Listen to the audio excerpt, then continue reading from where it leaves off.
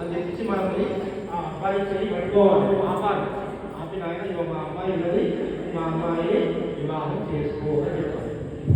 అయితే వివాహం దేనికయా అంటే ప్రతి మానవుడు 3 రుణములతో జన్మిస్తాడు. ఏంటి ఆ రుణములు?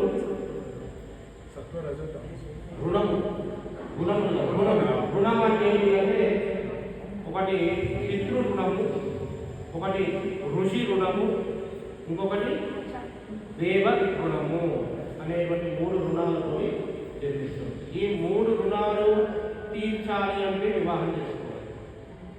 ఋషి రుణము దేవ రుణం అనుకోండి, దేవ రుణము తీర్చాలంటే దేవత యజ్ఞములు, యాగములు, హోమములు ఇవన్నీ చేస్తే దేవతా రుణం తీరుతుంది.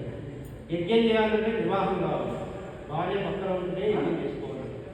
కాబట్టి యజ్ఞం చేయాలన్నా వివాహం కావాలి. తర్వాత ఋషి రుణము అంటే అతిథులు అభ్యాగతులు మన ఇంటికి వస్తారు.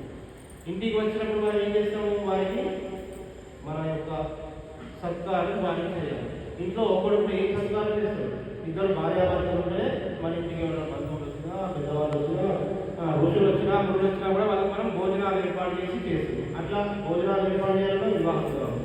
తర్వాత పితృరుణము అనేటువంటి అంటే పితృదేవత కర్మలు చేయాలంటే వివాహం కావాల్సిన అవసరం లేకున్నా కూడా వారి తర్వాత మళ్ళీ ఇంకోటి ఉండాలి కదా. పితృరుణం తీర్చుకోవాలంటే వారికి జన్మనిచ్చినటువంటి తండ్రి ఉన్నాడు, వీడు ఏం చేస్తున్నాడు? వారి తండ్రికి పితృకర్మలు చేస్తున్నాడు, వారి యొక్క రుణం తీర్చుకుంటున్నాడు. మరి వీరికి కూడా చేయాలని చెప్తారు అంటే వీడు పెళ్లి చేసుకోవాలి, మళ్ళీ వీడు పిల్లలు కలాలి.